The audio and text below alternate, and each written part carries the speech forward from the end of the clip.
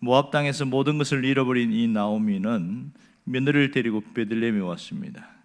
이렇게 도착했을 때 사람들이 환영을 했습니다. 때 나를 나오미라고 부르지 말고 이제는 마라라고 부르라. 내가 괴로운 사람이다. 이렇게 말합니다. 그런데 문제는 베들레헴에 와서 정착을 하는데 기가 막힌 것은 끼니를 연명하는 것이 어려워졌다는 겁니다. 어떻게 하면 현실을 이겨낼 것인가? 젊은 룻이 나서서 이삭을 주우러 갑니다. 이방 소녀 룻이 이삭을 줍는 광경이 오늘 본문의 내용입니다. 당시에는 사회적으로 상당히 불안하기도 하고 이 룻에게는 이런 상황은 상당히 위험한 신분이기도 합니다. 그러니까 우리 식으로 하면 그 외국 노동자가 와서 일을 하는 그런 것과 같지요. 특별히 외국 여성 노동자가 와서 똑같은 일을 한다. 굉장히 어려운 일이지요. 차별 대우받는 것은 당연한 것이고 임금을 제대로 못 받을 수도 있는 상황입니다. 그런데 보아스가 마침 그 밭에 왔습니다. 그리고 룻에게 다른 밭으로 가지 말고 여기서 이삭을 주우라 이렇게 이야기합니다. 이 말은 정규직으로 바꾸어주는 것과 똑같은 말이 되겠습니다. 얼마나 그것이 고마운 말이었을까요? 그리고 함께 일하는 소년들에게, 여기서 소년이라는 것은 젊은 사람을 말합니다. 물을 마실 걸 가져왔으면 물도 주라 그렇게 하고 이삭도 좀 떨어뜨리고 해서 좀 풍성하게 주고 갈 수 있도록 해라 이렇게 이야기하는 겁니다. 자, 오늘 이 보아스의 호의를 보면 일반적인 시각에서 보면 조금 이해가 되지 않습니다. 거기에는 다른 여인들도 이삭을 주우러 왔는데 왜 유독 룻에게만 특별히 대우하는가, 이런 차별 대우를 받는 느낌이 있을 수 있거든요. 그러니까 누가 봐도 룻에게만 특별한 호의를 베푸는 것이 이상하게 느껴질 수 있습니다. 그러면 이 보아스의 진심은 무엇일까요? 그는 다른 생각을 한 적이 없습니다. 보아스는 룻에게 복을 주려고 하나님이 준비한 사람이기 때문에 그렇습니다. 룻을 위해서 특별히 예비된 사람이 보아스입니다. 오늘 12절에 나오는 것처럼 이 말씀대로 강조되기를 원하는 이 보아스의 그 표현이 굉장히 대단합니다. 뭐라고 이야기하냐면 여호와께서 보답하시기를 원한다 이렇게 말합니다. 너희의 모든 하는 일과 모든 것을 하나님이 보답하기를 원한다. 똑같은 표현으로 다른 말로 뭐라고 그러냐면 그 다음에는 내게 온전한 상 주시기를 원한다 이렇게 이야기합니다. 룻이 행한 일이 뭡니까? 룻이 행한 일은 나오미를 섬기는 일이었습니다. 시어머니와 함께 자기의 고향을 버리고 고국을 버리고 이 낯선 곳에 함께 왔던 것, 이겁니다. 여기서 온전한 상이라는 것은 특별한 것이 아니라 당시에게는 복을 상이다 이렇게 표현했습니다. 그들에게 있어서 가장 큰 복은 하나님이 함께 하는 것이 굉장히 큰 복이라고 여겼습니다. 그러니까 이 온전한 상은 하나님이 너와 함께 하기를 원하노라 그런 뜻이 되겠습니다. 정말로 이 룻의 모습에 보아스는 감동을 했던 것 같아요. 상식적으로 불가능한 일이에요. 젊은 여인이 나라도 버리고 다 아무것도 없는데 이 시어머니와 함께 온다는 건 불가능한 일입니다. 그의 헌신과 충성과 사랑에 많은 것이 감동을 받은 것은 확실합니다. 이 따뜻한 배려를 하는 보아스의 모습, 그리고 온전히 시어머니를 사랑하는 룻의 모습, 이것이 룻기의 가장 훈훈한 모습이라 할 수 있습니다. 어쩌면 이 룻기의 이 모습은 개인적인 일이고 하나의 비사에 해당합니다. 그런데 룻의 효행이 그 당시에 베들레헴에 있는 모든 사람들에게 전달되어졌고 아주 유명해졌던 것은 사실입니다. 놀라운 것은 룻에게는 이방 여인으로서 이런 유력한 자, 힘이 있고 많은 것을 가진 또 인품이 있는 이 보아스를 만난 것은 뜻밖의 은혜입니다.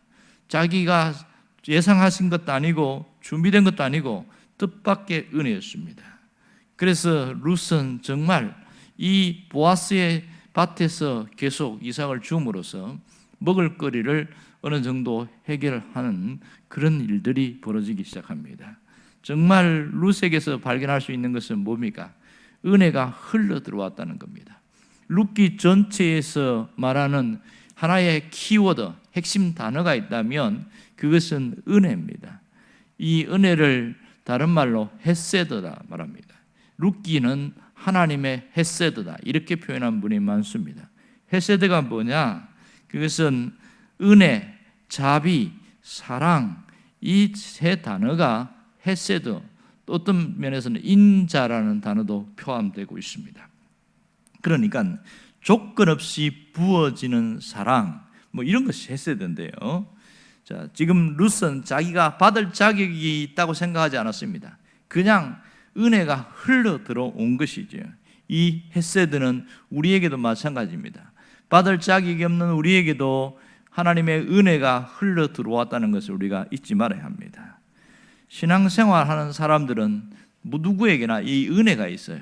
문제는 신앙생활할 때에 그렇게 한결같이 가지 못한다는 게 안타까운 사실입니다. 처음에 열심히 믿고 했다가 어느 순간에 마음이 식어지고 또 신앙생활이 약간 변화가 생깁니다.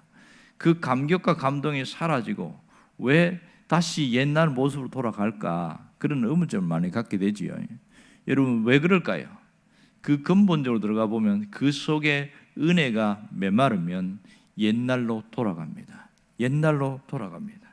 특히 은혜가 메마르게 하는 데는 두 종류가 있는데 하나는 외적인 겁니다.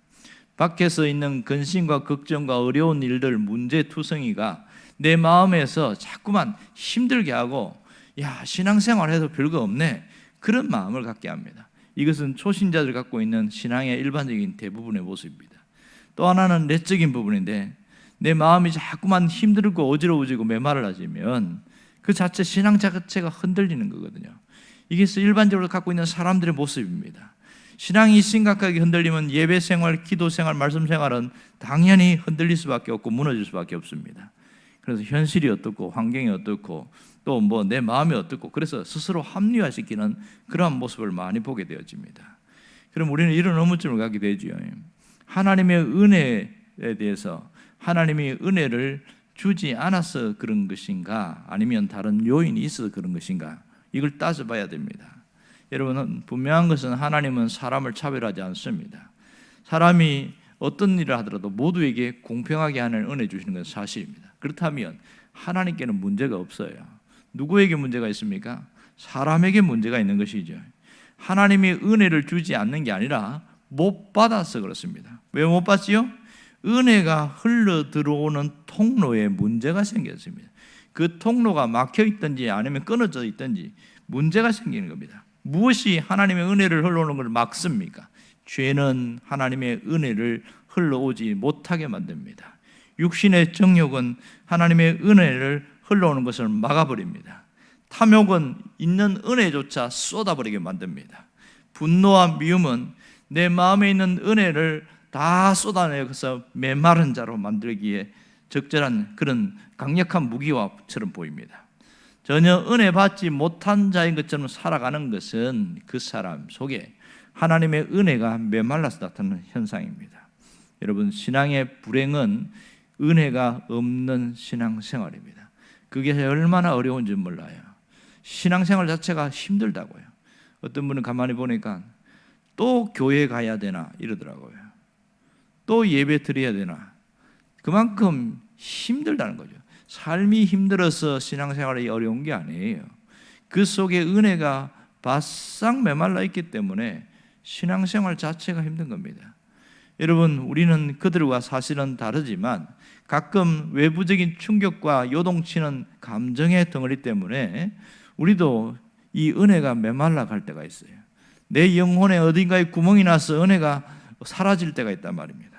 그러므로 우리가 주의할 건 뭐냐면 은혜의 통로가 막히지 않도록 해야 됩니다. 하나님의 은혜가 영혼의 파이프를 타고 흘러 들어오는데 그래서 그것이 내 삶을 적시도록 그것이 내가 해야 할 일입니다. 그렇다면 은혜가 흘러 들어오는 영혼의 파이프가 무엇입니까? 그것은 은혜가 흘러 들어오게 하는 영혼의 파이프는 예수님입니다. 예수님은 모든 은혜를 흘려보내는 강력한 통로입니다. 예수님을 통하여 죄에서 구원받고 예수님을 통하여 삶이 회복된 것은 당연한 사실입니다. 그러므로 예수님은 하나님과 우리 사이를 연결하는 강력한 분이라는 것을 알 수 있습니다. 그래서 로마서 5장에 뭐라고 그럽니까? 막힌 담을 흐셨다 이렇게 말합니다. 그리고 우리 원수된 우리와 화목해 하셨다 그 얘기를 하고 있습니다.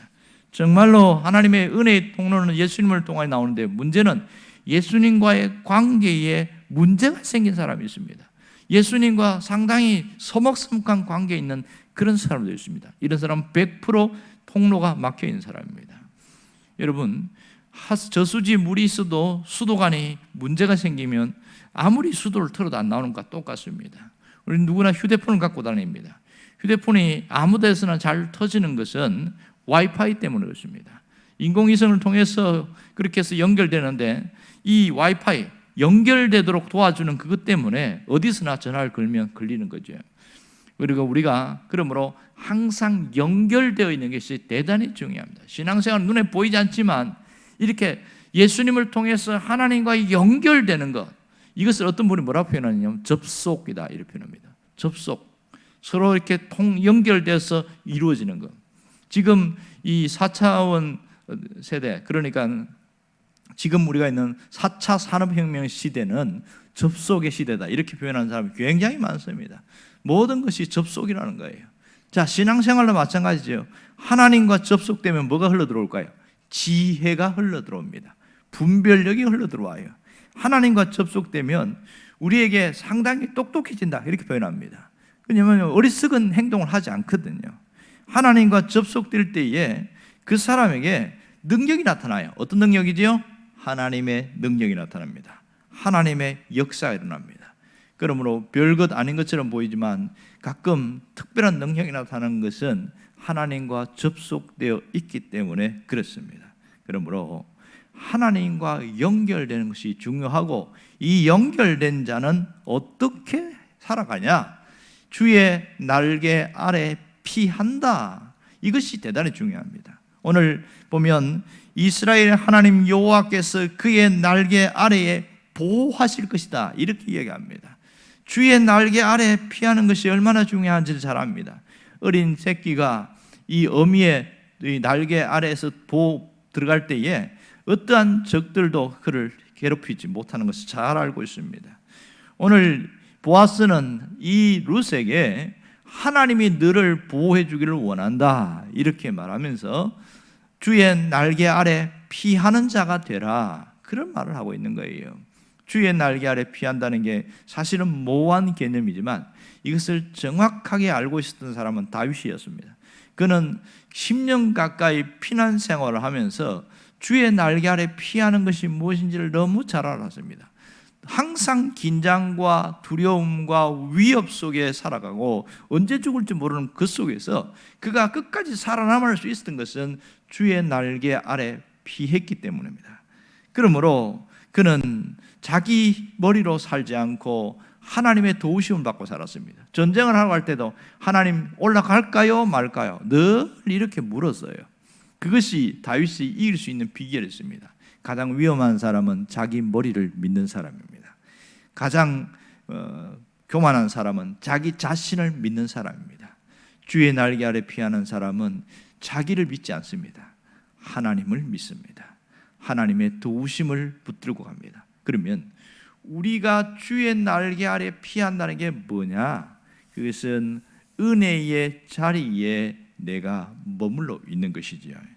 여러분, 힘들고 어려울 때에 하나님이 은혜 부어주시는 그 자리에 내가 머물러 있기만 하면 결코 문제가 나를 치명타를 주지 않습니다. 오히려 전화위복이 되는 경우가 굉장히 많습니다. 여러분, 신앙생활은 늘 주의 날개 아래 피하는 것이 가장 잘하는 겁니다. 은혜의 자리에 내가 머물러 있는 것이 가장 잘하는 일입니다. 그럴 때에 환난도 이길 수 있고 위기도 이길 수 있고 모든 것을 이길 수 있습니다. 누가 역사하시죠? 하나님이 역사하십니다. 여러분, 오늘 이 하나님의 세더 흘러오는 그 은혜가 멈추지 않고 끊임없이 내 삶으로 나타나기를 주의 이름으로 축원합니다. 기도하겠습니다.